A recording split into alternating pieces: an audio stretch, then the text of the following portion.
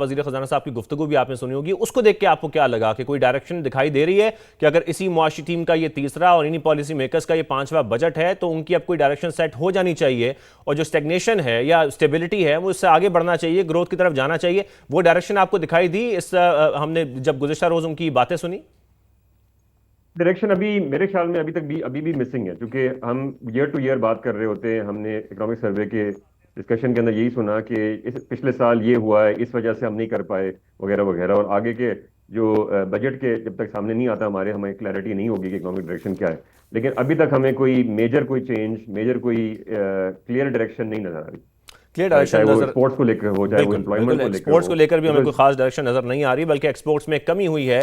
اگر وہ نمبرز ہم آپ کے ساتھ شیئر کریں تو ایکسپورٹس میں 8% ہم نے دیکھا کمی ہوئی، اور امپورٹ سے مسلسل ہمارے اضافہ ہو رہا ہے. پھر ہم جو آئل ڈپینڈنسی ہے ہماری امپورٹس کی وہ بھی ہم دیکھتے ہیں، اس کی وجہ سے مسلسل اضافہ بڑھتا جا رہا ہے. ہمارے ساتھ ڈاکٹر علی سلمان صاحب بھی موجود ہیں، اکانومسٹ ہیں. ڈاکٹر علی سلمان صاحب بہت شکریہ ہمیں جوائن کرنے کے لیے.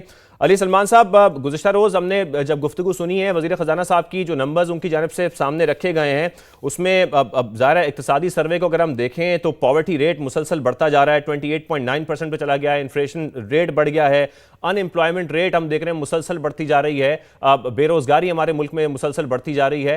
عوام کے لیے کچھ اب سوچنا پڑے گا، کچھ ایسی پلاننگ کرنی پڑے گی کہ ایٹ لیسٹ ان کو کچھ فیسیلیٹیٹ تو کیا جائے یا نہ کیا جائے، ان کو ریلیف دیا جائے، ان کو کم از کم جو غربت ہے اس کا خاتمہ کیا جائے، اس میں کچھ کمی کی جائے. جی بہت شکریہ مجھے اپنے پروگرام میں مدعو کرنے کے لیے. دیکھیں، اکنامک سروے کے حوالے سے بات کریں تو اکنامک سروے جو ہے وہ اوور آل معیشت کی ایک پکچر پریزنٹ کرتا ہے پچھلے سال کی، جو تقریباً 11 مہینے کا ڈیٹا کے مطابق عام طور پر ہوتا ہے.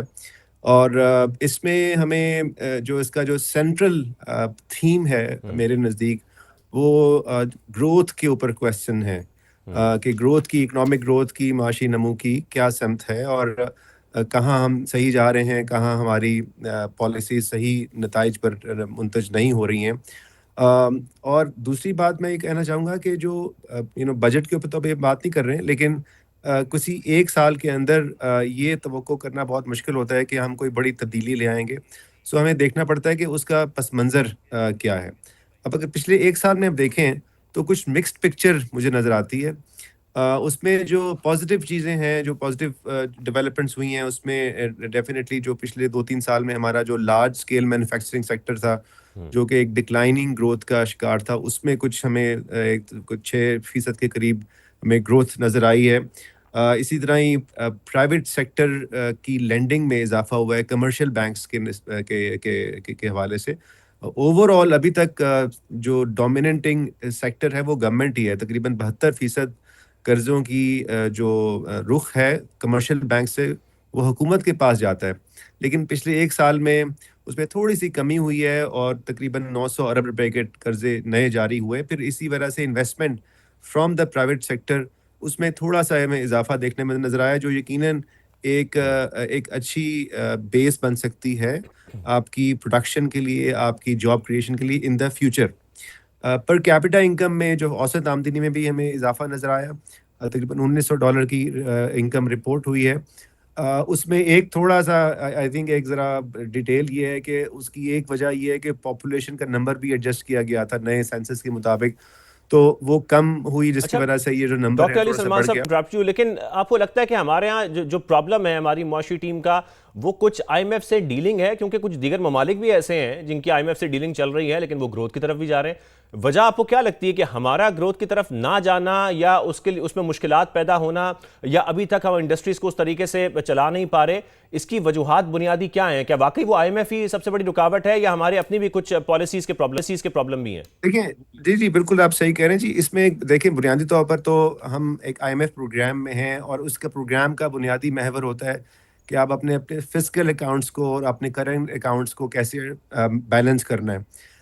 پرابلم تو ڈومیسٹک ہوتی ہے. پرابلم تو ظاہر ہے ہم آئی ایم ایف کو خوشی سے نہیں بلاتے، یا ہمیں خود سے نہیں آ جاتا ہے. پرابلم تب آتی ہے کہ جب ہماری حکومتیں اپنی آمدنی سے زیادہ خرچہ کرتی ہیں، زیادہ قرضے لیتی ہیں، اور ایک اکنامک پالیسی کو کسی ڈسپلن کے تحت نہیں چلا سکتی. اس کی ایک مثال چھوٹی سی یہ ہے کہ پچھلے 20-25 سالوں میں جتنے بھی آئی ایم ایف کے پروگرام آئے، جب ہم IMF کے پروگرام میں تھے تو ہم نے اپنے روپے کو بہتر مینج کیا اور اس میں کوئی اسٹیپ ڈی ویلیویشن ڈپریسیشن دیکھنے میں نہیں آئی ہے. لیکن جب ہم پروگرام میں نہیں تھے تو ہمیں بہت زیادہ اس میں گراوٹ نظر آتی ہے, بہت زیادہ ایک اس کے اندر غیر یقینی کی صورتحال بن جاتی ہے. اسی طرح فسکل ڈیفیسٹ کا معاملہ ہے. تو یہ بڑی حد تک نالج کا مسئلہ بھی ہے, یعنی فائنانس منسٹری کے اندر نالج اور کیپیسٹی کے صحیح. گیپس موجود ہیں, جس کی وجہ سے پھر ہمیں اپنی اکانومی کو صحیح طرح سمجھ کے اس کے جو ڈائنامکس ہیں, اس کے مختلف سیکٹرز کی ڈائنامکس کو سمجھ کے ہم پالیسی کو ڈائریکشن میں نہیں لے جا سکتے. اور اس کی جو انڈیکیشن ہے وہ یہی ہے کہ جو میں ابھی شروع میں کہہ رہا تھا کہ میں نے کچھ پازیٹیو چیزیں بتائیں, بالکل. لیکن جو اس کی نیگیٹو چیزیں ابھی بھی پریویل کر رہی ہیں. آپ نے پاورٹی ریٹ کا بالکل صحیح مینشن کیا, ان امپلائمنٹ ریٹ جو ہے وہ بڑھ رہا آپ ہے, بالکل صحیح فرما رہے ہیں کہ ہمیں تمام سیکٹرز کی جو ظاہر ہے اس کے جو پرابلمز ہیں ان کو آئیڈینٹیفائی کرنا پڑے گا, اس کے بعد ہی ہم ان سیکٹرز میں کوئی ڈیولپمنٹ لے کے آ سکتے ہیں, ان سیکٹرز کی ایکسپورٹس کو بڑھا سکتے ہیں, خاص طور پر جب ہم ایگریکلچر کی بات کرتے ہیں, ٹیکسٹائل کی بات کرتے ہیں. ہمارے ساتھ اس وقت موجود ہیں حسن بخشی صاحب, چیئرمین آباد ہیں. بہت شکریہ حسن صاحب میں جوائن کرنے کے لیے. حسن صاحب, آپ کی نظر میں آنے والے بجٹ میں تعمیراتی شعبے کے لیے سب سے اہم ریلیف کیا ہونا چاہیے, اور اس وقت جو چیلنجز ہیں وہ کیا ہیں بلڈرز کے لیے خاص طور پر؟ بسم اللہ الرحمن الرحیم. شکریہ آپ کا. دیکھیے, ہم نے 3 چیزیں مانگی ہیں. ہم نے یہ کہا ہے کہ ہمیں ایک لانگ ٹائم کنسسٹنٹ پالیسی دے دیں, اور اس پالیسی کو بنانے کے لیے اسٹیک ہولڈرز کی کنسلٹیشن لیں اور اس کو گارنٹی کریں لیجسلیشن کے تھرو, تاکہ کوئی بھی حکومت آئے پالیسی اپنی جگہ برقرار رہے. یہ ایک بڑا کیپٹل انویسٹمنٹ کا کاروبار ہے.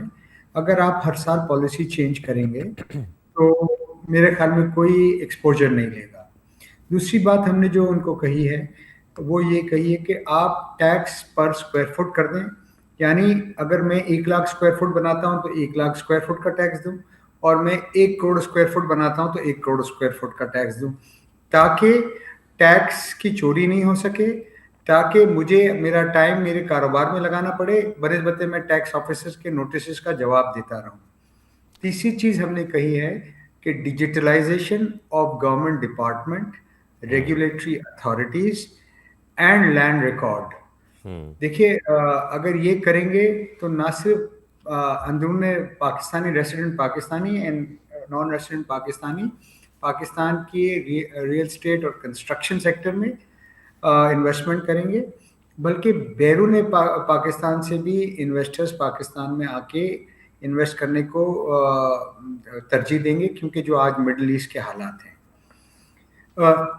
اور حسن صاحب, یہ جو مطالبات آپ نے سامنے رکھے ہیں, خاص طور پر جب ہم بات کرتے ہیں ڈیجیٹلائزیشن کی, لینڈ ریکارڈ کی, یہ کتنا آپ کو پریکٹیکل لگتا ہے؟ کیونکہ ہم یہ بہت عرصے سے بات کر رہے ہیں کہ حکومت ایٹ لیسٹ یہ تو کر دے, لیکن پھر اس میں آپ کو پتہ ہے کچھ مسائل جو ہیں وہ آ جاتے ہیں. دیکھیے, مسائل نہیں ہیں, یہ ویسٹڈ انٹرسٹ ہیں.